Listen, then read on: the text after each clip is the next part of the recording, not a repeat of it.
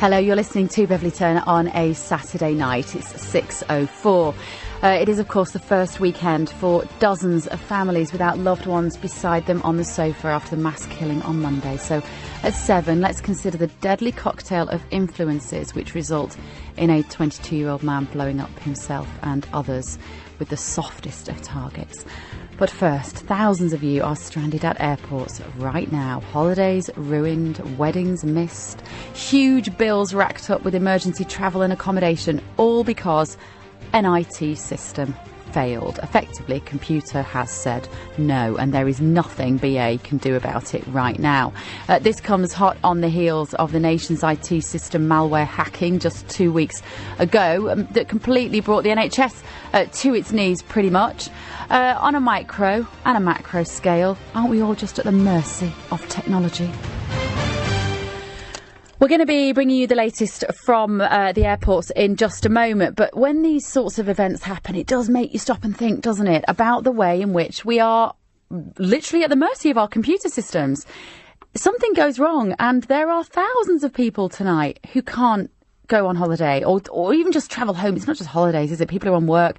They want to get back to the UK for the bank holiday weekend. They want to go away and see families. There'll be weddings, there'll be brides and best men stood in these queues that I can just see on the TV now. Queues going back absolutely metres and metres through airports of people with luggage not knowing what is happening. Not because of a terrorist attack on this occasion, simply because computer has said no. And this is going to happen more and more, isn't it? I always get a bit, I sound like a right old biddy when we talk about these topics, because as much as I know that we have to have technology, and in many ways it does increase efficiencies in certain areas, on the whole, I hate it. I can't lie to you. On the whole, technology is not my friend.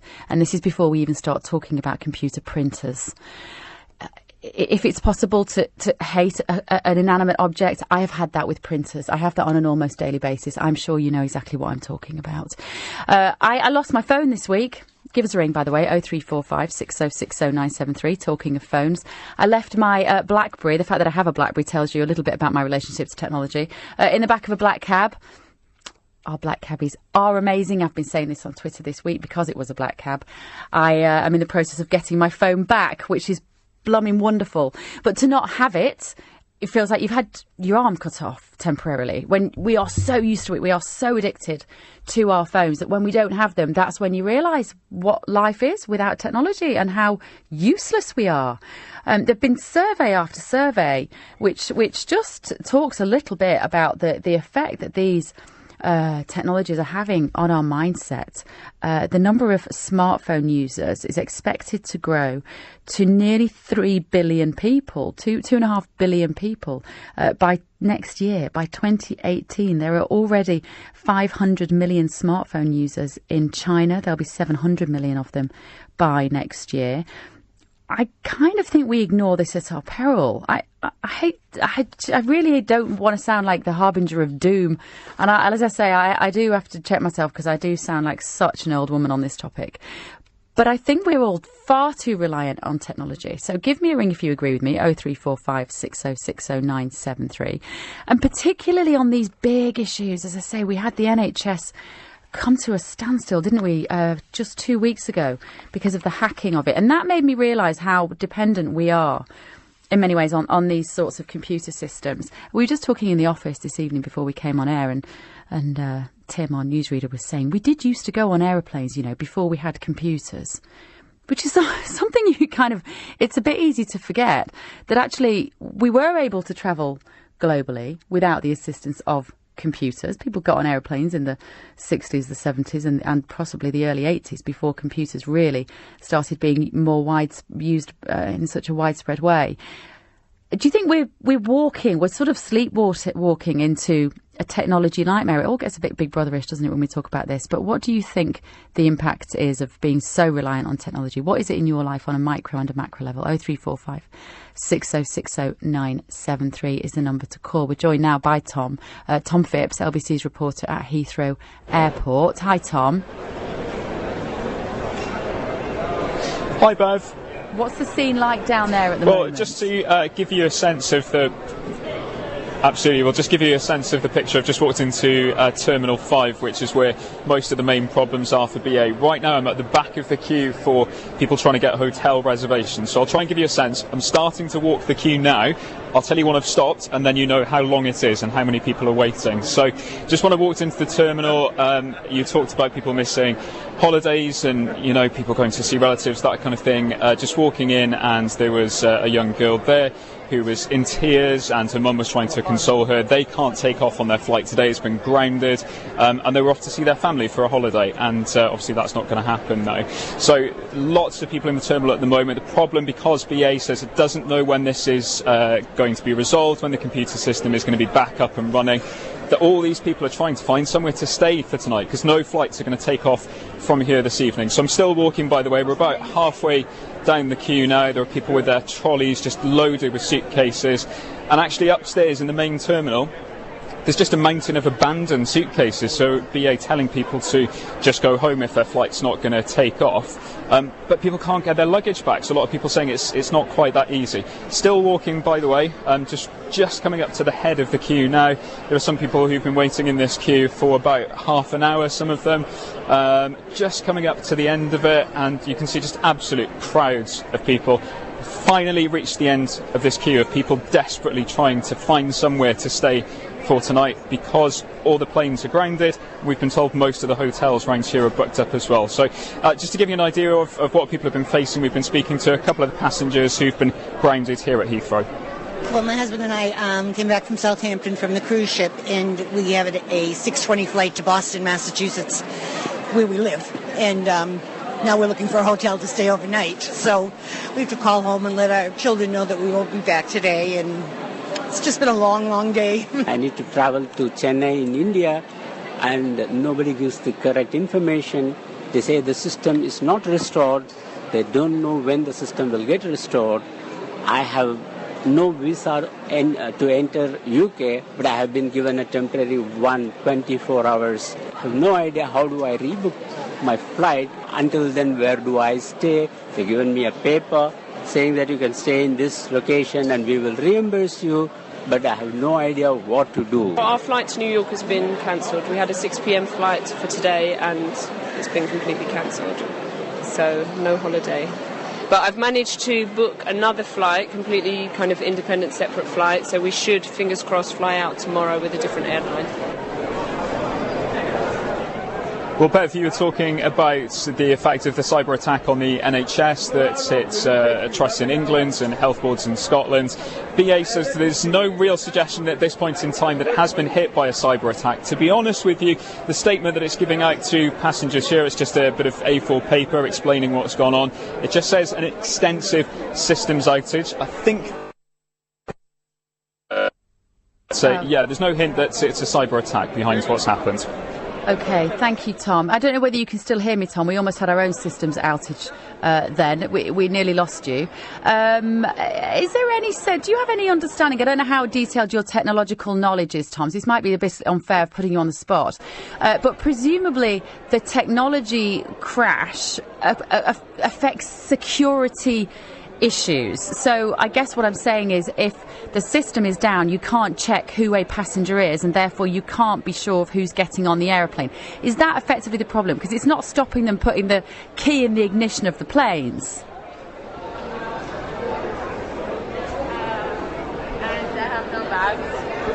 Yeah, absolutely. So, to be fair, I've got an iPhone, so I'm doing one step better than you, Bev. But my understanding of it is that the system that's been affected is the system that BA uses to fill bookings, check-ins, that kind of thing. So it's nothing to do with air traffic control, not the system that, you know, gets the planes off the ground. There are still flights taking off here, and you can see other airlines. I've seen an American Airlines flight has just taken off on time. So it's none of that side of things. But as you mentioned, security, yeah, there is a problem with that, because No, I think he's gone. He might have a smartphone, but it doesn't mean that he can stay on the line to me, taking the mickey out of my BlackBerry usage. It's interesting, isn't it? This global systems outage is how British Airways are describing it. There is some speculation that this is the GMB union. They suggested that it's because British Airways outsourced its IT work.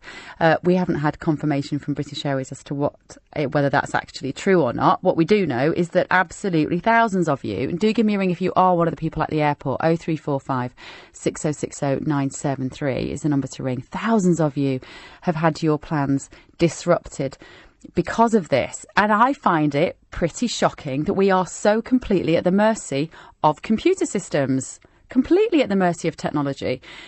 And I just want you to ring up and share your thoughts with me on that particular issue. 0345 6060 973 is the number to ring.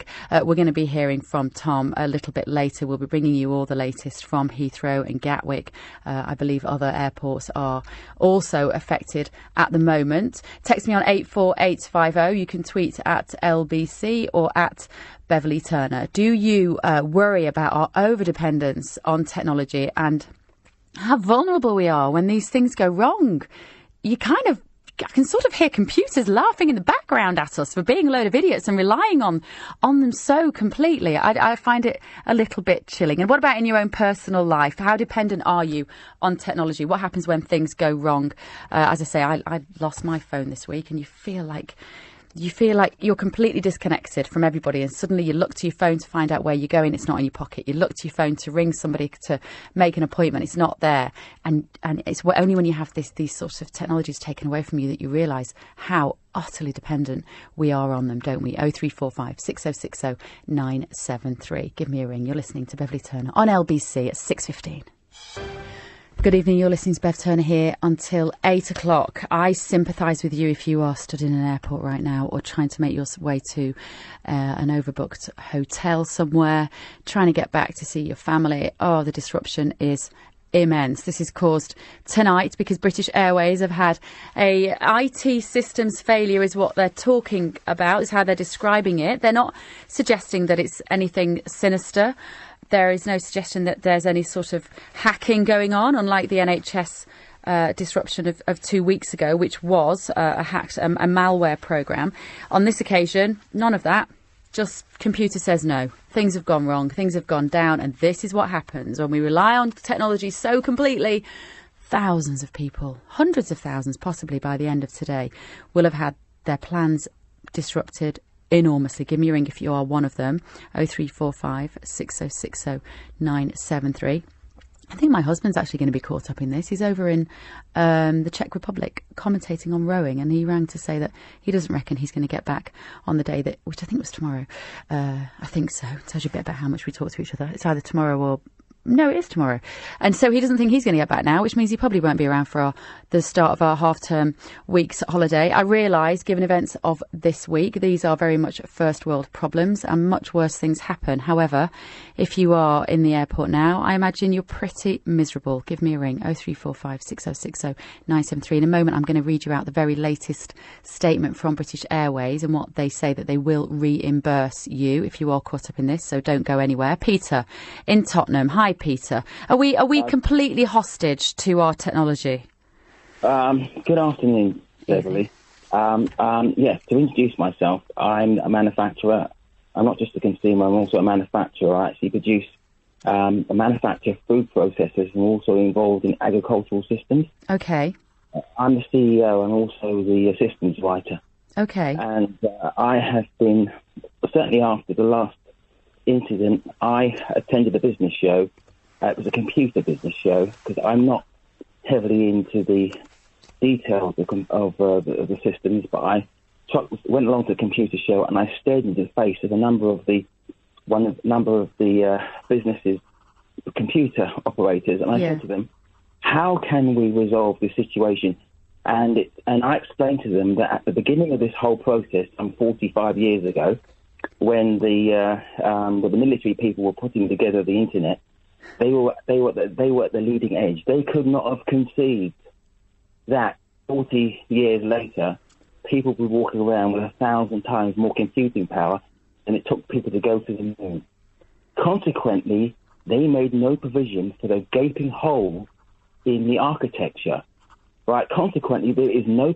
They won't look. If it smells like a duck and walks like a duck and behaves like a duck, it is a duck. What we've got here is a situation where we've walked into a paradigm where we are now totally hostage to blackmail, and this is what we're experiencing. It's not even. But listen, I share your bleak analysis of the situation. You know that, Peter. And I think you're right. The thing is, it has happened so quickly. As you say, it's sort of 40 years. Producer Sophie was in the office and she just couldn't understand this concept of no computers. And she was saying to newsreader Tim, well, how did you get the news? You know, and it seems like a daft question to those of us who remember a time before the internet. But actually, it's a really valid question because we take it for granted. We don't even question it. And if you are young and gorgeous like Sophie, you don't question necessarily what life was like before you had that 1,000 times more power in your hand than it took for a man to get to the moon. But the thing about it, you know, I'm now 56, so I've seen the introduction of the digital watch and watched the whole thing rolling on. And yes, the younger people have no concept, right, that at the beginning of the whole process, it was put together by people who didn't even understand their own technology. They were paid to do a certain job. They weren't paid to patch up the future hazards that might happen 40 years down the road. Consequently, it has gaping weaknesses and patches, and that's all they have to offer. So is that time now, Peter, do you think? Is that time now when we have to be filling those gaping holes and somehow, I don't even know how that works. What is it? We're talking about backing up systems or... This is the frightening thing. Every patch, every backup is a weakness. At the end of the day, you're dealing with people, and people are flawed. You get big people, you've got people that go bad. Consequently, you've got these malicious individuals who are basically making a point. And the cost to BA, right, is phenomenal. Phenomenal, right? It's going to be huge, It will be the destruction of any smaller business, right?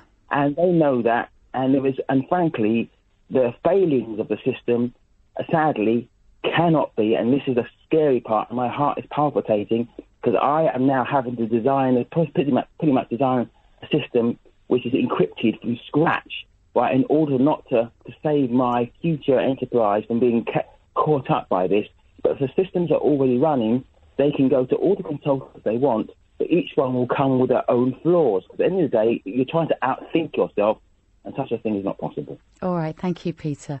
It's interesting, isn't it? Such a thing is not possible. Can we ever be protected from technology? We're talking about this because British Airways flights have ground to a halt today. We will bring you any news as we get it on whether these flights are going to be taking off. But I want to know how you feel that your life is dependent on technology. What about your job professionally? I think the biggest threat to our way of life has been technology in terms of employment and the number of jobs which are lost to technology. And there is no doubt that there are situations in which it creates huge efficiencies. But the risk of that is dissolving perfectly natural, necessary human interactions, isn't it? I mean, unexpected item in baggage area, anyone? That's my nightmare mantra. I absolutely hate it. Do you? 0345 6060 973. John in Camberley, Surrey. Evening, John. Hi, I'm not quite as bleak as some of your callers, but then I've made my living in the telecoms industry for 35 years. So you're the enemy, John. It's all your fault. Well, possibly. I wouldn't say that if you met me. But you're quite right. I mean, these systems comprise of a lot of computers linked by a lot of fibre optic cables, and the problem is that people are unwilling to spend the money to make these systems work properly and make them properly resilient. Now, British Airways are forced by law, like all airlines, to operate their aircraft in a certain way that has huge amounts of redundancy. They don't do that with their IT systems because they feel there are ways they can save money, I think. And so outsourcing all their IT stuff to anybody, it doesn't have to be India, it means you don't have loyal, dedicated staff who are all going to drop whatever they're doing on their Saturday afternoon and rush off to BA headquarters and help fix it. They will operate within the terms of their agreement. So how much do you actually know about this sort of thing? Can you speculate about what's happened at BA then? Can you give us an idea of what might have happened? I mean, the first thing is that somebody tried to upgrade the system, as is commonly done on a Friday night, Saturday morning in all kinds of companies, because that's a relatively quiet time. And so any glitch that happens on a Saturday morning, there's a pretty good chance it's because they were trying to change over to some new kind of system and it wasn't properly managed, or it wasn't done as a test on part of the system and part of the system was isolated. The other thing is, although BA saying this is, or your correspondents have been saying, this has got nothing to do with the airline operations, it's not actually true, because all aircraft depend on, or flight operations depend on the detailed knowledge of the weight that they are carrying on that particular flight. Oh, of course. And of course, the weight comprises passengers and baggage, and that means how much fuel you'll have to carry. It means how fast it has to go to take off. So it's not the same on every one day. So and even if the systems are separate, the data from one feeds into the other. So if it's not there to feed into it, that won't work either. So it's a catastrophe for them. So you've have a number of computer systems of various different types. Somewhere in BA's headquarters, they've probably got a separate place somewhere else. It's connected by BT or somebody else's fibre optic cables to various data centres in London, and then on submarine cable systems all around the world. But these are expensive things to buy or lease. And when you've got a mission critical system like that, you have to duplicate or triplicate them. And some companies don't like doing that. And BA have gone through a very big phase of cost cutting under their current management. And we know, obviously, the outsourcing thing is, they've cut a lot of costs in this area. So you shouldn't be too afraid of technology. The problem is the application of it. And people, and unfortunately as a country, we're pretty good at it. We always like to do things on the cheap. These things you can't do on the cheap. Otherwise, they'll come back and bite you, which is exactly what's happened today. Is there any way, John, that we can have this sort of technology but keep human interaction? Because actually, it's only just talking to you that you've reminded me. We flew with BA just recently, and they had a completely automated checking-in system where we checked in online before we arrived. Then we had to check our bags in, but rather than seeing a human being to do so, we had to take our printed off tickets to scan them in the machine. The machine would take our bags. It was so complicated. It went so wrong that in the end we had to get the woman from BA over, who was lovely, and I just wanted a little chat with her because it was nice to see a human being. And she sort of shook her head and said, "This system is driving us mad." And we both said, "Well, I'm never doing this again. I'm not checking in bags online before I get there. I'm not going to check in online beforehand and then do my bags here. Next time I will go straight to the counter and talk to a human being." And she kind of did a wry smile and said, "I don't blame you." Well, I think there's a law of diminishing returns there. I mean, at Gatwick, if you go with a major airline at Gatwick, and you can probably guess which one that is, but I won't say it, the whole bag and check-in process is all automated. It's on a massive scale, and when it works... Is that Virgin? You can say it, John. No, it's EasyJet. I mean, it's very, very well laid out. Right. But people are still not comfortable with the interaction in it. Now, I think what companies are going to have to sort of face up to is that, one, if you start making people redundant on the scale of, every organisation gets rid of all its equivalent of all its check-in staff, all its baggage staff, and everybody like that. I mean, you're going to have 15 million people unemployed. And I don't like the idea of that. Well, what's the point? Because the 15 million people who are employed are going to have to pay 75% income tax to keep the place stable. Otherwise, there'll be a civil war or something. Yeah, all right, John. Companies have got to find a way of saying, you need a human interface on a pretty significant level still. And while the cost savings are attractive, you only need one glitch like this to wipe out all those savings for 2, 3 or 4 years, plus a vast amount of lost business. Yeah, well, in that respect, I sort of think, I feel terribly sorry for everybody who's in the airports, but I don't feel terribly sorry for British Airways, because if they've introduced technology on such a big scale, thanks, John, too quickly, then these are the kind of things that happen. You take people's jobs away from them, then you end up ultimately with these huge costs. I am late for the news. You are listening to Beverly Turner on LBC at 6:31 with the news headlines. Here's Glenn Thompson.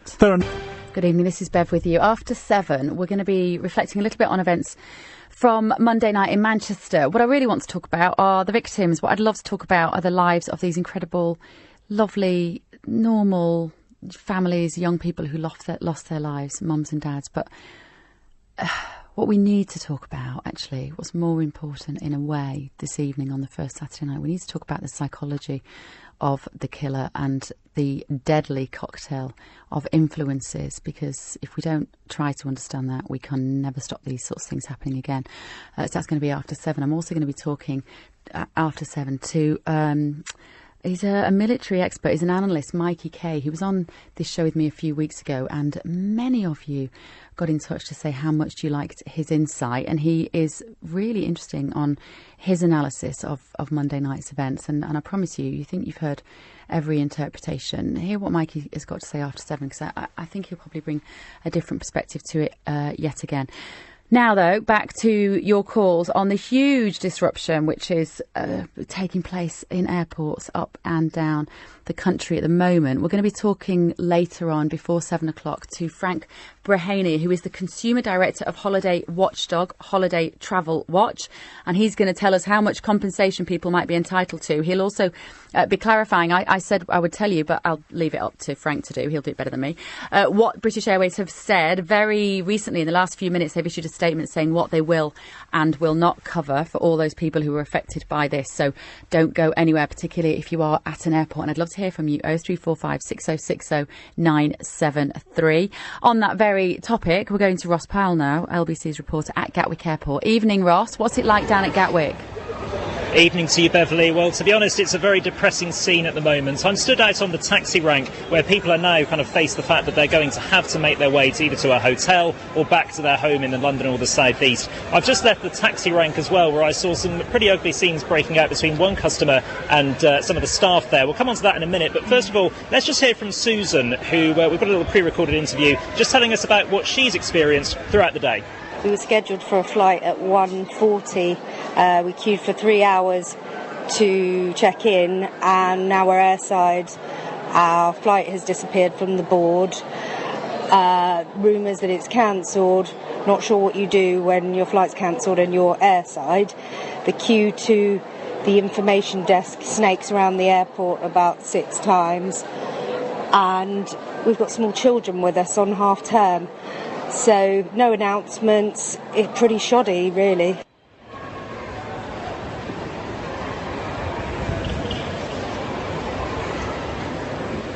So essentially, Beverly, as you heard there, just a lack of information, which is really the key, which has really tipped a few people over the edge. As I said, I just went to the taxi rank over there, which is just to my left, and I could hear some shouting. One man claimed that he booked a taxi over an hour ago and really kind of completely lost it in front of the poor lady who was trying to deal with about 100 people who were snaking back in a queue.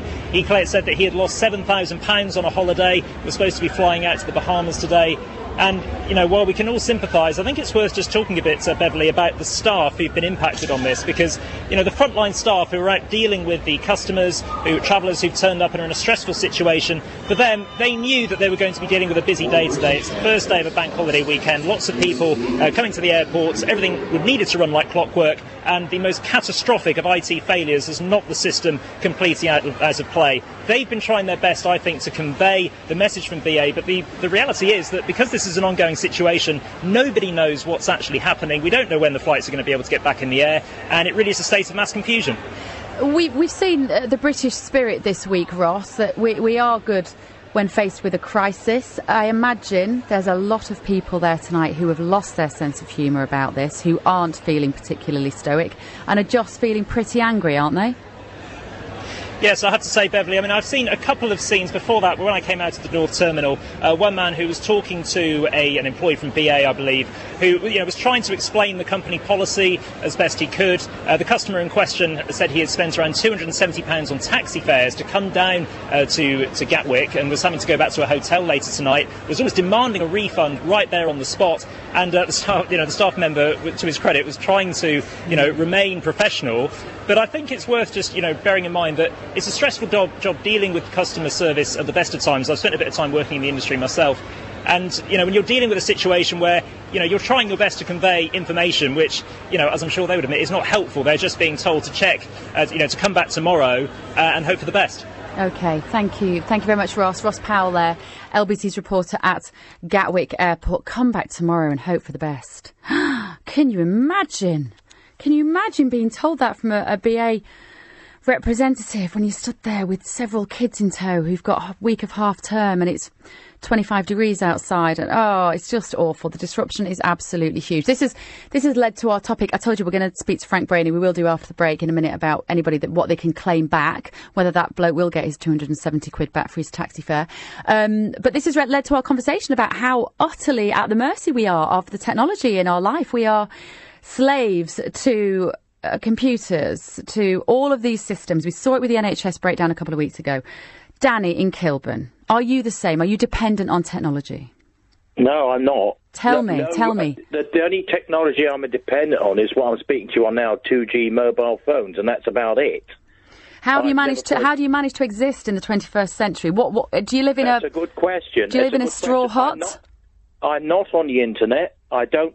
And when these things come up, I'll just go to so and so. I think, what the hell are they talking about?